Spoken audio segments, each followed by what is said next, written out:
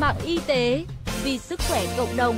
Chào bạn, bạn đang nghe audio chuyên mục Bạn nên biết trên website mạng y tế.vn. Vì sao chúng ta gặp ác mộng? Ác mộng là những giấc mơ, gồm những hình ảnh hãi hùng, nhưng lại chân thực và sống động, đến mức có thể làm gián đoạn giấc ngủ của bạn, khiến bạn tỉnh giấc kể cả khi đang ngủ sâu. Các cơn ác mộng thường khiến tim bạn đập nhanh vì sợ hãi. 1. Đặc điểm của những cơn ác mộng. Giấc ngủ của chúng ta diễn biến theo một vòng tuần hoàn gồm 2 giai đoạn. Giai đoạn ngủ động mắt nhanh, Rapid Eye Movement REM, và giai đoạn ngoài REM. Khởi đầu giấc ngủ thường là giai đoạn ngoài REM, biểu hiện bằng sự ngủ chập chờn hoặc bắt đầu ngủ say. Sau đó là đến giai đoạn REM, để rồi vòng tuần hoàn cứ như thế lặp lại. Ác mộng thường hoành hành khi giấc ngủ của chúng ta trải qua giai đoạn REM, cũng là thời khắc mà hầu hết các giấc mơ xuất hiện. Khi chúng ta ngủ đêm càng lâu, các giai đoạn ngủ REM càng kéo dài, nên chúng ta thường có xu hướng trải nghiệm ác mộng trong khoảng thời gian rạng sáng. Mặc dù ác mộng thường phổ biến ở trẻ em hơn là người lớn, nhiều thống kê cũng cho thấy cứ 2 người lớn bất kỳ thì có 1 người ác mộng mỗi khi đi ngủ. Theo khảo sát ở nhiều quốc gia, khoảng từ 2 đến 8% người lớn là nạn nhân thường trực của các cơn ác mộng. Tuy các cơn ác mộng thường có nội dung ngẫu nhiên và phong phú, vẫn có một số hình ảnh ác mộng chung nhất mà nhiều người gặp phải. Chẳng hạn, vài người kể rằng họ thường mơ thấy mình bị một thứ gì đó nguy hiểm hoặc đáng sợ rượt đuổi và không thể chạy thoát, hoặc nhiều người khác hay mơ thấy mình bị rơi từ trên cao xuống. Nếu bạn từng trải qua một biến cố hoặc sự kiện có tính chất ám ảnh hoặc gây sang chấn tâm lý, chẳng hạn như một tai nạn thảm khốc hoặc bị kẻ khác tấn công đến suýt mất mạng, bạn dễ có nguy cơ gặp phải những cơn ác mộng mà trong đó mình hồi tưởng lại những hình ảnh đáng sợ đó một cách vô thức. 2. Nguyên nhân gặp ác mộng ở người lớn. Nhiều người gặp ác mộng do ăn khuya hoặc ăn vặt trước khi đi ngủ, bởi điều này thúc giục và làm tăng cường các hoạt động chuyển hóa trong cơ thể, khiến bộ não phải làm việc ngay cả khi họ đang ngủ để đảm bảo quá trình chuyển hóa được diễn ra trọn vẹn. Việc uống một số loại thuốc nhất định trước khi đi ngủ cũng có thể góp phần làm tăng tần suất gặp ác mộng. Nghiên cứu đã cho thấy những loại thuốc gây tác động hóa học lên bộ não, chẳng hạn như thuốc chống trầm cảm hoặc thuốc an thần, có mối liên hệ nhất định với khả năng gặp ác mộng của con người. Ngay cả vài loại thuốc không gây ảnh hưởng đến tâm lý người dùng, chẳng hạn như thuốc trị cao huyết áp, cũng vẫn có tác dụng quấy nhiễu các hoạt động trong cơ thể người và làm tăng nguy cơ gặp ác mộng.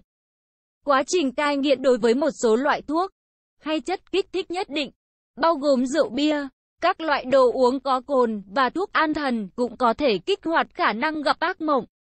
Nếu bạn nhận thấy mình gặp ác mộng thường xuyên hơn kể từ khi thay đổi hoặc ngừng sử dụng một hay vài loại thuốc hoặc đồ uống nào đó, bạn nên đến gặp bác sĩ để được tư vấn. Tình trạng mất ngủ thường xuyên cũng là một tác nhân gây ác mộng ở người lớn, khiến cho họ vốn đã không ngủ đủ giờ, nay lại càng mất ngủ hơn. Và đây cũng là một trong những nguyên nhân dẫn đến các chứng rối loạn giấc ngủ nghiêm trọng khác.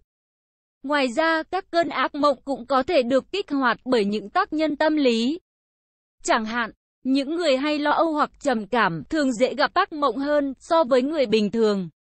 Một trong những nguyên nhân hàng đầu gây tình trạng gặp ác mộng là chứng rối loạn căng thẳng sau sang chấn, Post-Traumatic Stress Disorder (PTSD), khiến cho người bệnh thường xuyên trải nghiệm biến cố gây sang chấn một cách lặp đi lặp lại trong những giấc mơ. Nhiều người gặp ác mộng do ăn khuya. Những người mắc phải các chứng rối loạn giấc ngủ cũng dễ trở thành nạn nhân của các cơn ác mộng, chẳng hạn như chứng ngưng thở khi ngủ, hoặc hội chứng rung chân, hay còn gọi là chân không yên, Restless Leg Syndrome (RLS). Hiện tượng hai chân của người ngủ luôn trong trạng thái muốn vận động do vài rối loạn trong hệ thần kinh dễ gây gián đoạn giấc ngủ. Nếu tất cả những điều trên không phải là nguyên nhân gây ra các cơn ác mộng của bạn, chỉ còn một khả năng là bạn đang là bệnh nhân của một loại rối loạn giấc ngủ, được đặc trưng bởi tình trạng gặp ác mộng kinh niên. Nếu trong nhà bạn Có nhiều người thân thường xuyên gặp ác mộng. Do chứng rối loạn này, bạn cũng có nhiều nguy cơ mắc phải tình trạng tương tự. 3. Hậu quả về mặt sức khỏe. Ác mộng không chỉ là những giấc mơ tồi tệ, mà chúng còn gây ra nhiều tác động tiêu cực lên sức khỏe con người. Trong số những người gặp ác mộng với tần suất cao, có nhiều cá nhân là nạn nhân của chứng trầm cảm hoặc hay lo âu. So với người bình thường, những người này đặc biệt nhạy cảm hơn với những hình ảnh tiêu cực trong các cơn ác mộng, dễ dẫn đến nguy cơ mắc phải những rối loạn tâm lý trầm trọng hơn. Nhiều cuộc nghiên cứu đã khám phá ra mối liên hệ nhất định giữa các cơn ác mộng và nguy cơ tự tử ở người gặp ác mộng. Mặc dù khoa học vẫn chưa lý giải được trọn vẹn mối liên hệ này, điều chắc chắn ở đây là tình trạng gặp ác mộng thường xuyên sẽ ít nhiều gây ảnh hưởng tiêu cực lên chất lượng cuộc sống của bạn. Do vậy, nếu bạn gặp ác mộng với tần suất cao, đến mức ảnh hưởng đến công việc và sinh hoạt hàng ngày, việc đến gặp bác sĩ là điều nên làm. Các cơn ác mộng cũng có thể khiến bạn thường xuyên mất ngủ hoặc ngủ không đủ giấc, góp phần dẫn đến nhiều triệu chứng bất ổn khác về lâu dài.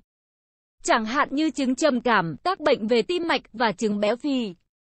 Còn nếu tình trạng gặp ác mộng thường xuyên của bạn là một biểu hiện của chứng ngưng thở khi ngủ, hoặc rối loạn căng thẳng sau sang chấn PTSD, tất cả những chứng bất ổn này đều sẽ gây ra hàng loạt những hậu quả tiêu cực đối với sức khỏe tinh thần và thể chất của bạn nếu không được chữa trị kịp thời.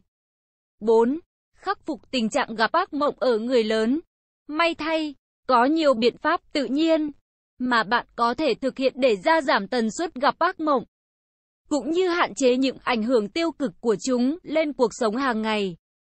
Đầu tiên, nếu bạn gặp ác mộng do việc sử dụng thuốc, bạn có thể nhờ đến sự tư vấn của bác sĩ để thay đổi toa thuốc hoặc điều chỉnh liều lượng uống thuốc sao cho loại bỏ những tác dụng phụ không mong muốn.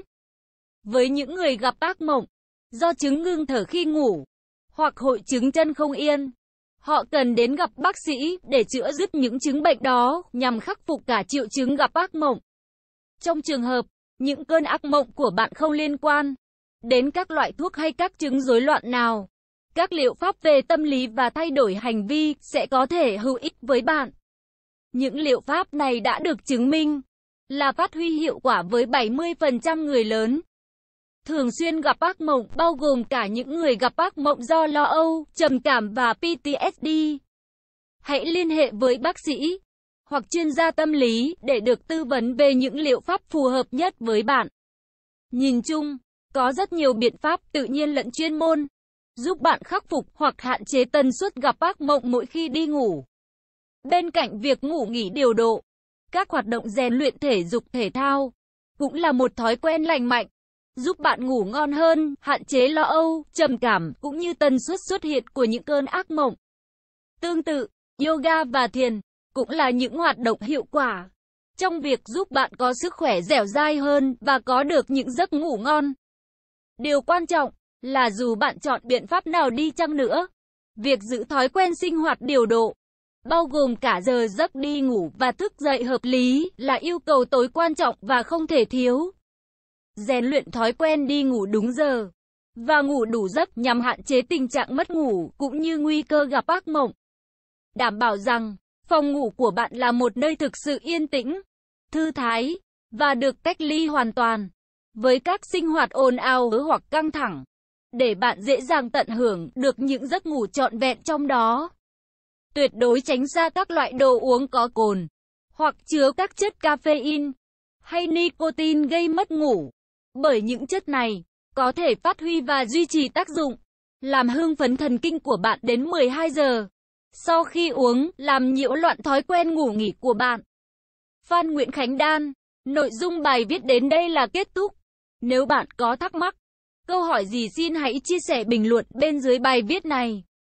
Mời bạn hãy đăng ký kênh Mạng Y tế, chia sẻ bài viết này tới bạn bè và theo dõi thêm những audio tiếp theo.